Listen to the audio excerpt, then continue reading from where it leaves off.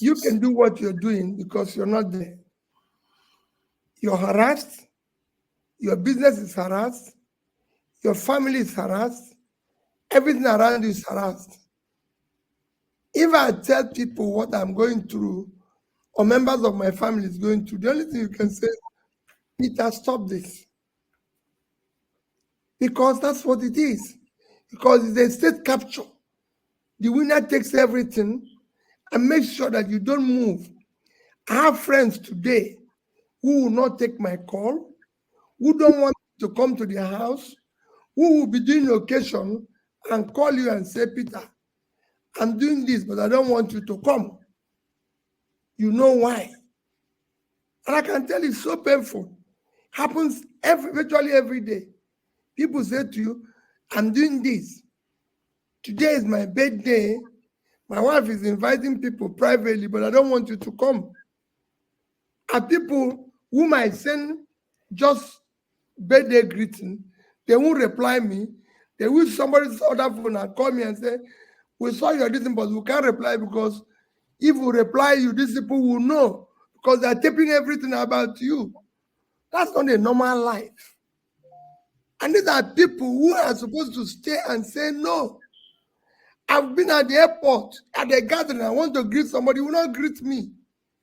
These are people I used to be in my private life as a businessman or bank. We all used to meet together as directors and say, they won't greet you. They're using somebody's else phone to call you, or they'll tell you, say, let's meet somewhere overseas.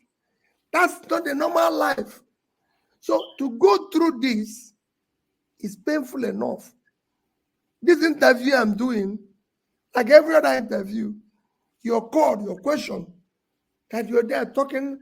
Didn't you see now? Rudolph started by saying, I bring only bad news.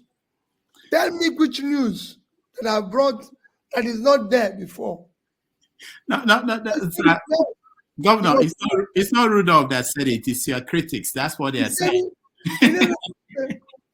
Today, I advocated for one thing.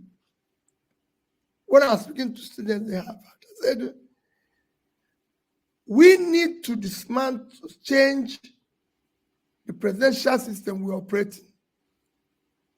And because it's not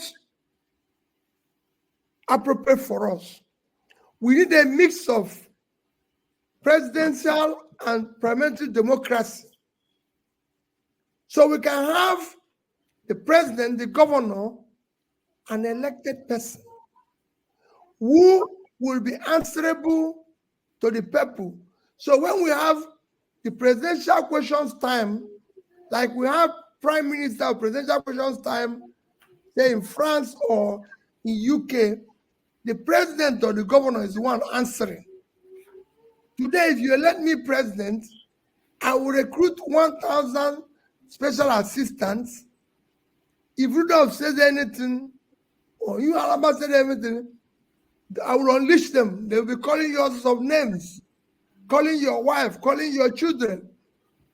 People who did not elect, who had nothing to do with it, have turned themselves into lunatics, harassing everybody.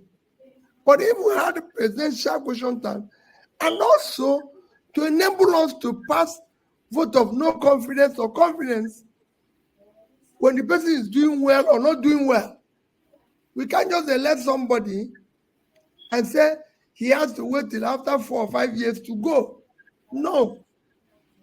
These are things the parliamentary system can solve.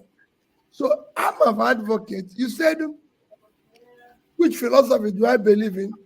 Or which is this? I stand for good governance. Does that make you a revolutionary or reactionary or a progressive? I'm not a reactionary. You can have a mix of progressive and a bit of revolutionary. Not revolutionary where we start damaging things and causing problems. We can do it by building a change of mind. We want to change the people's perception and conception of life in Nigeria. It's fault. We cannot live in a society where we celebrate criminality, because that's what we're doing today. whether it's in politics, out of politics. Because not only in politics that we have problem in Nigeria. We have problem even in private world, where people think today I'm not doing anything, but there's a possibility that something can happen and money will come from nowhere. It doesn't happen anywhere in the world.